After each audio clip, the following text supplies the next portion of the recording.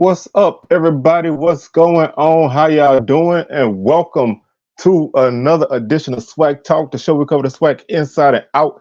I'm your tour guide around the SWAC Seawells, and today we're gonna have a little bit of fun.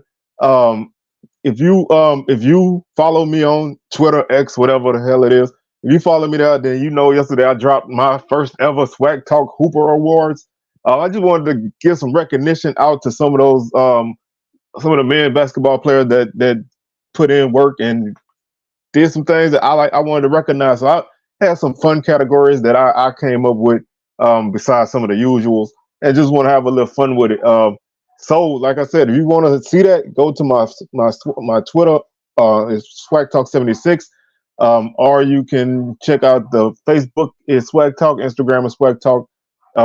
Like the video, share it, subscribe to the channel, please, and comment your thoughts on who you think should win an award. And we'll probably do this every year now. You know what I'm saying? So I wanted to just have a little bit of fun with it, and just go from there. So um, this really started because I think some of the I didn't really necessarily have a problem with the SWAC awards this year, but I thought they don't have an all defensive team. They don't have an all freshman team, or they don't have anything like that. So I just wanted to kind of recognize a few guys who some of them have already been recognized, some haven't. So I just wanted to show them a little bit of love. So um, what I'm gonna do is each award I'm gonna kind of explain, a little bit about the guy and why I picked them in that position. So let's go ahead and start it off with numero uno.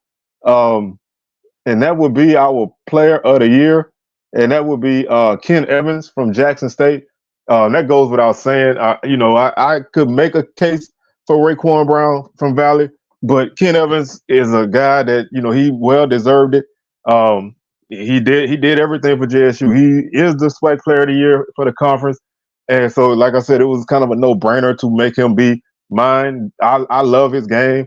He led the SWAC in scoring at 18.8 points per game. He was number 11 in rebounding at 5.4 rebounds per game. He was number 6 in field goal percentage at 40%. And he was number 9 in assists at 2.9 assists per game. So that's a stat sheet stuffer. That's a guy that can hurt you from inside. He can hurt you from outside. He can play defense. He can distribute. He can go for points. I mean, you know what I'm saying? Like, he can go for 30 if you need him to. And he also plays within the system that he's in, and he plays with his team, not against his team. He's not a guy who just throws up a lot of shots just to get his points. He may finish with 15 in this game, but then the next game he might explode for 25. I will say on a kind of downer note, he is going into the portal, so he has done. I think he's graduating from JSU. I already has, so he's probably gonna be a grad transfer, which I can't do nothing but respect. A guy getting his degree and leaving. If that's the case, I wish him the best wherever he goes. Like I said, I would have loved for him to come back and repeat as SWAC Player of the Year. But that's the nature of the beast. If he chooses to stay, then hey, that's great. If he doesn't, hey, more power to him. I'm still gonna follow him wherever he's at. So Ken Evans Jr., Player of the Year, and if you remember my players to watch video from the preseason, he was on my list for the men's side of things. So he been my pick for Player of the Year since like early February. So I had no problem with him winning that award. The next award we have is the should be more well known award, and that goes to Raekwon Brown. Now he plays for Valley, and Valley was 1-30 and 1-17 this season. So when you don't win games, you don't get a lot of attention.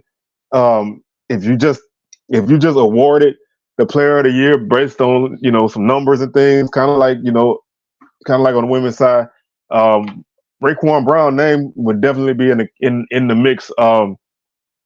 He second in the league in scoring at 18.3 points per game. He shoots 44% from the field, so he's efficient. He's not a guy that's gonna take 30 shots in a game, which playing for a team like Valley, that doesn't win, you could easily see a guy like this shooting the ball 30, 35, 25, 35 times. Like, he doesn't do that. His highest shot attempts in conference play was 22, and he still scored like I think like 39 in that game. So that's efficient. I mean, like he doesn't shoot a lot to get his points, which he could very well do playing on a team like Valley. Now I've seen him play a couple of times, seen him once in person, seen him, a couple of times on TV. And he's a guy that can knock down the outside jump shot. He can get to the lane. He can do everything. He's a very, very solid ball player. And he's a guy that I think should have been more recognized this season because yes, he plays for a bad team, but he plays under the radar. He's under the radar because he plays for a bad team. If you've seen him play, then you know he has game. You know he's not a guy that's just stuffing stats because he plays for a bad team. He's not an empty stat guy. They needed every point that he scored in all those games. You know what I mean? Like he kept them in games. If you watch when he played against Alcorn, he had some big shots in that game late in the season. Same thing, against Jackson State. Even in a couple of their bad losses, he still had solid games. And that's the kind of guy that on anybody else's team, he would have been a true contender for Player of the Year. Now it's easy to say that, but at the same time, you got to be real. His numbers may not have been as great playing on another team because if he played on a better team, maybe he don't get as many attempts. Which, like I said, he don't shoot a lot, but maybe he doesn't shoot the ball 17 times in a game because he has to split those shots with more guys who can knock down those shots. But I still think, guy for guy, talent for talent, he's a great player. He's not a guy that's just putting up points because somebody has to. I don't really look at him as that, and that's why I feel like he should be more well known. And to me, like I said, Ken Evans, I that's the guy. A few other guys, they're nice, but I don't use this term often. But Brown is him to me. That's him. He can get it done. And like I said, I like his game, and I just wanted to give him a little bit more recognition. Moving on to our next award, and that would be our Defensive Player of the Year. And this guy also won SWAC Defensive Player of the Year, and that's Jordan O'Neal from Jackson State. Should have been all conference. I don't see how you win any individual award in the conference and don't get all conference. Now, there's a lot of, there's not, obviously, there's only 5 spaces on each team, so maybe you should add a third team or honorable mention. A guy like this should make an all conference team. He won the SWAC's Defensive Player of the Year this season. He led the league in blocks at 1.4 blocks per game. He was 8th in rebounds at 6 rebounds per game. And when he went down with an injury midpoint of season, you can really see it in JSU's offense. You don't lose a guy like that on either end of the court. He's a guy that can get you 12, 13, 14 points in a game, but he also can get you 9, 10 rebounds and 3 or 4 blocks in a game. So he's a guy who can definitely impact the game on either end, but his impact on defense was definitely felt. And when he came back, the team, not solely because of him, but when he came back, he helped the team get back on track, and they won 4 games in a row. So he's a very, very vital cog to that team, and a guy that anchors that defense. He, like I said, he blocks shots, he rebounds well, and he scores. Scores pretty well.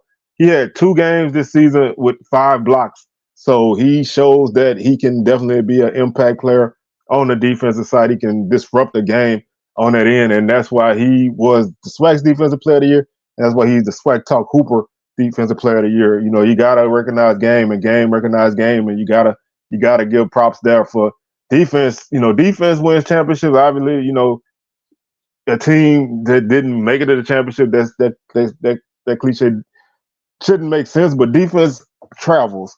And wherever you go, if you can play defense, you got a great chance of winning, because every night your shooter's not going to be on. But if your defense is on, you can kind of make it through those slog type games. So a guy like that is very valuable for anybody's team. Salute to every guy that's a defensive guy on everybody's team. those guys make a big difference. Sometimes not even in the stat sheet. If they can, if they can kind of, make a team make one pass too many and cause a turnover, or they make them take a bad shot. Those kind of plays are what you want from a defensive guy. And O'Neal definitely is that guy, and that's why he's the defensive player of the year. Next is our microwave. And if you guys remember Vinny Johnson from the bad boy Detroit Pistons, they called him the microwave because he could heat up very quickly. As soon as he came in the game, he was off and running. Rashad Williams from Pine Bluff is that kind of guy. Once he's in the game, he can catch fire like that. He has great range on his jump shot. He can get to the basket. He's dangerous anywhere on the court with the ball in his hands, and he can put points on the board. He heats up very, very quickly. He was the SWAC newcomer of the year, and he played on a team who had a ton of shooters, but he was the guy who probably was the most dangerous because he could, like I said, he could heat up at any time. He had a 33-point game against Alabama State this season. Like a few other 20-plus point games. You need a guy like that on your team because sometimes your go-to guy may not be on. Maybe the defense is showing him too much attention and he can't get his shots right. And this guy could come in at home or on the road and ignite the team.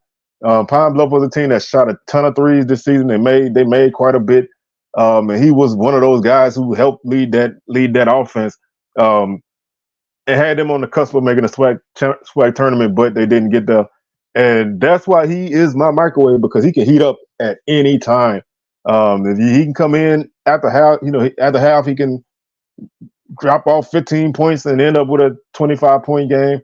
He could be cold in the first half and go on a little run by himself and make those buckets. So that's the kind of guy that I like to see on my offense.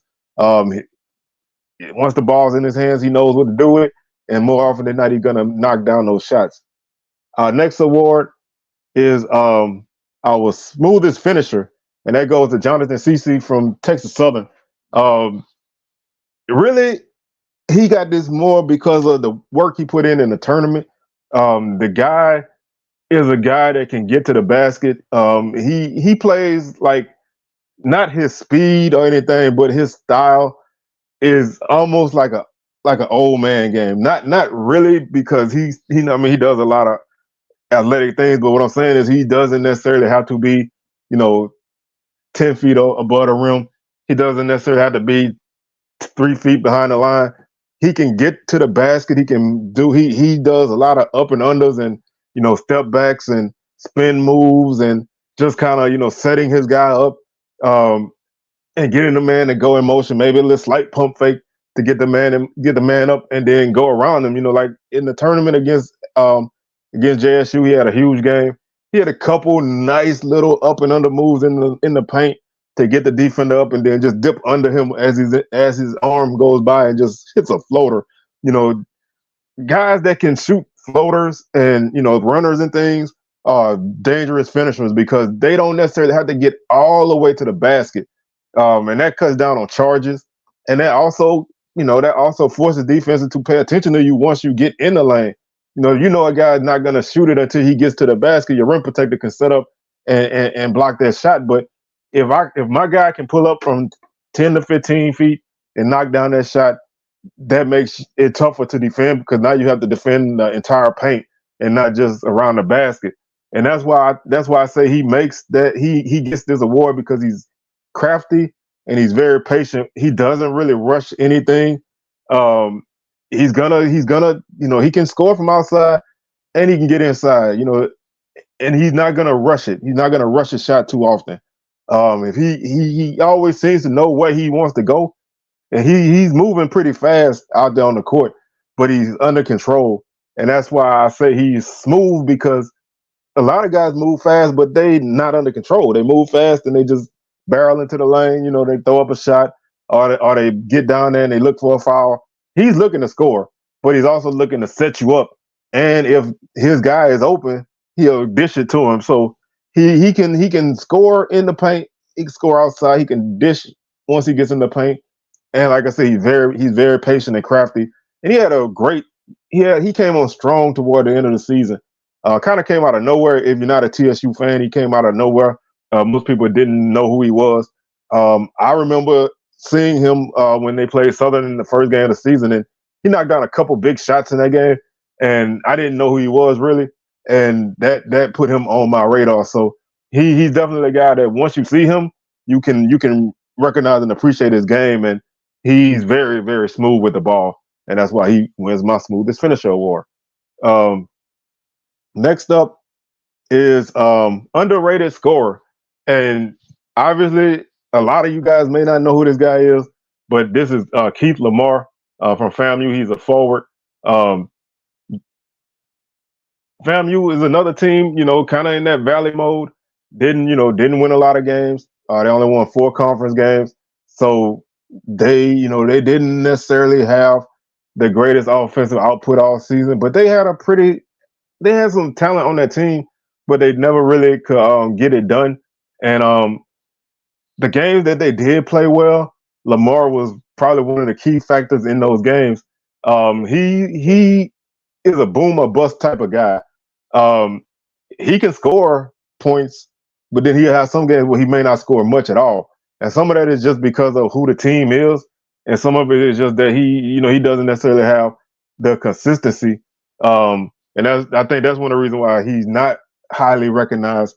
But he has 5 20+ point games, and he had a couple games where he hit 5 or 6 threes in a game.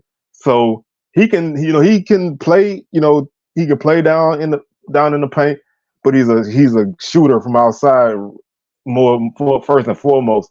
So playing on a bad team, he's still not he still didn't take a ton of shots either. So I think sometimes I think he was kind of banged up a little bit too.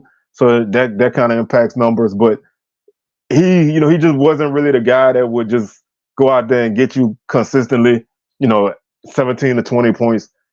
Some games he would be off, and the rest of the team was off.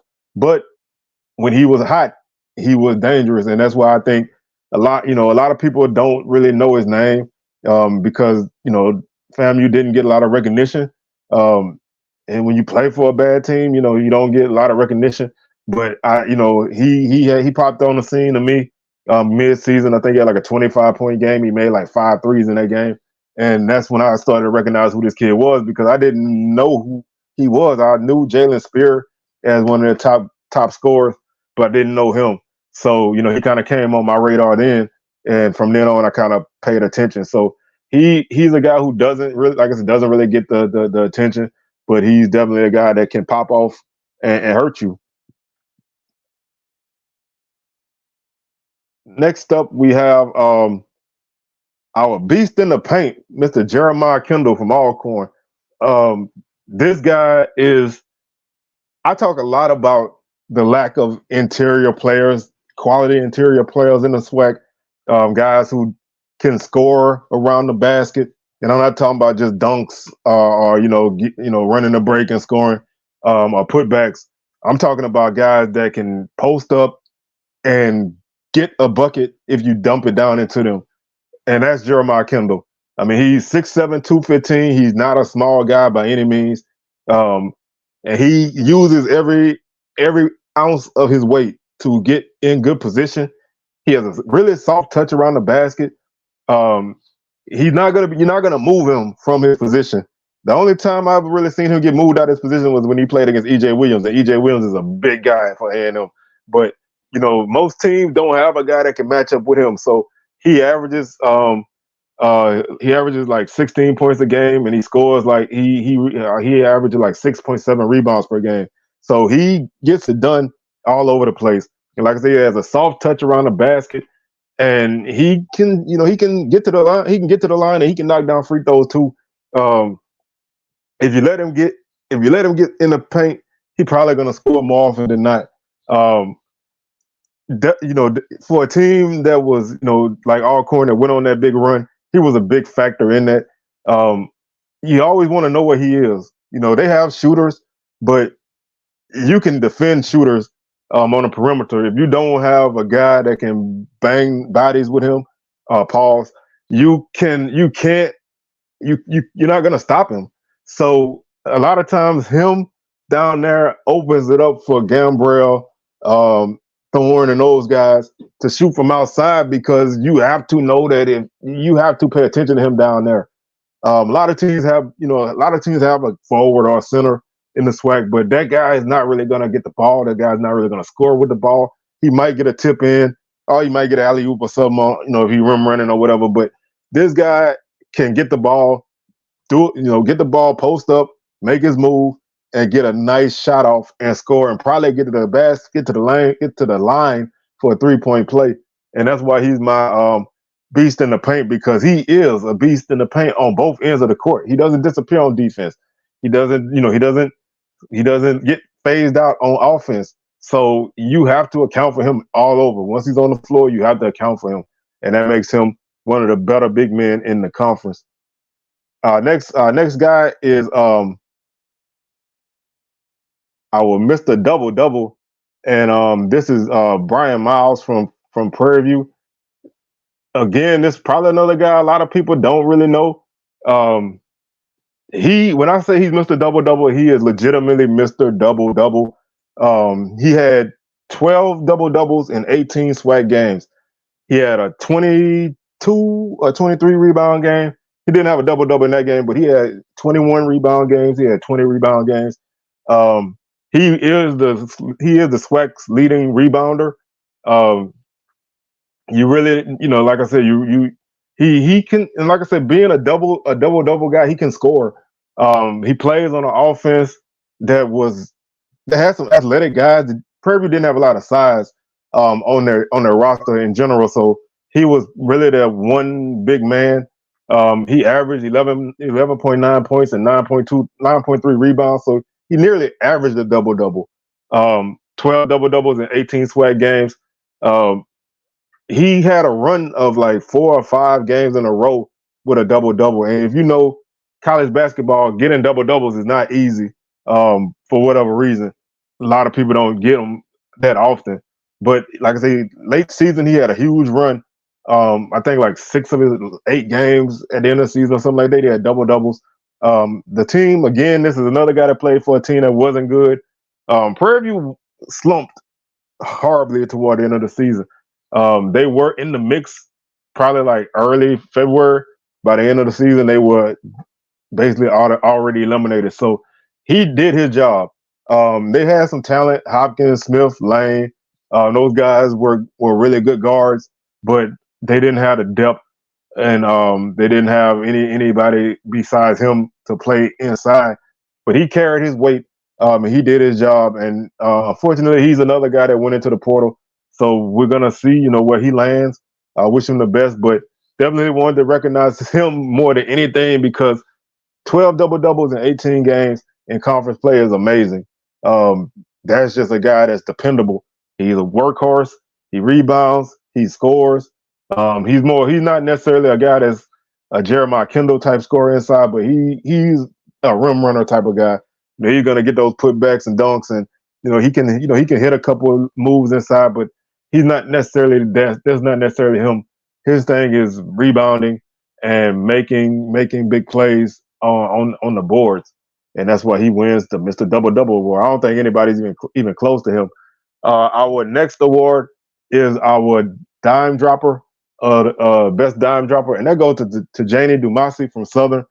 He led the conference in assists at 5.3 assists per game. He had a game where he had 12 assists in that game. So Southern offensively, they tapered off toward the end of the season, but when they were on their 7-game winning streak in the middle of the season, he was a big reason why. And that's because he's a driver. He loves to drive and dish. So when he's on his game, he has really good vision. So he's 6'4" and 195 pounds or so, and he can get in the lane. He uses his size to get in the lane, and you have to account for him to get down there. He can finish when he gets down there as well. So you have to be aware that if he drives, he may shoot or he may dish it. And when Southern shooters are on, him kicking it out to them opens up another dimension of the offense. Southern doesn't necessarily have, a guy inside that you can dependably count on to get those buckets. So teams would crowd the line and force Southern to take bad shots or try to force him to get it inside. Him driving in, he's going to get to the line, or are you going to make his layup, or are you going to dish it to an open man? And that's why he led the league in assists, because he is a guy that looks for that guy when he's driving. I mean, he might do a wraparound pass to the other side of the 3-point line, or he might kick it back out to the top of the key. Or if a guy's running with him, he might give him a lob or anything. So you have to know where you kind of have to know where he's going before he goes there, because he can get rid of the ball and put it where it needs to be, and take advantage of his shooters. And that's what a good point guard does. There's very few good point guards in any level of college basketball. I'm not saying he's great, but he's definitely a really good point guard. He's one of a few in the conference. So that's why he made this award, because he is the leading assist man in the conference. And if you can, have 8, 9, 10 assists in a game, you're doing something really well. Now that also means your guys are shooting well, but for them to shoot well, they have to get the ball in a good position and get the ball in position to score with it. And one thing, like I said, I watch Southern play pretty much almost every game this season.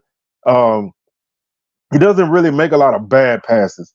He doesn't put a lot of passes at your feet.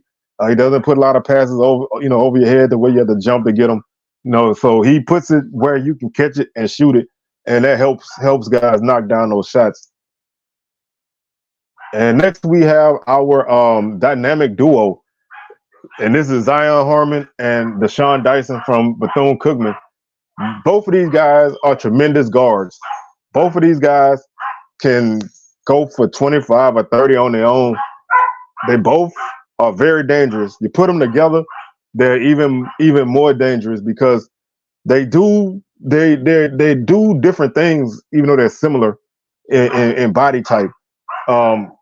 Dyson, he has a great mid-range shot. He can shoot it from anywhere once he gets inside. And he can shoot threes too. But he can definitely pull up and hit that tough shot. He can knock down jumpers with people in his face. He can drive and get to the basket, and he plays great defense. He's a guy by himself could be great. Harmon is the point guard. He drives the car.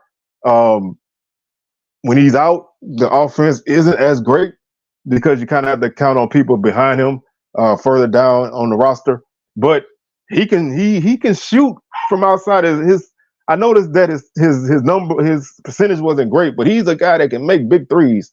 Make big threes with a hand in his face. He can get to the lane. He's dangerous at the free throw line. He can dish. He can drive. He's a tremendous passer.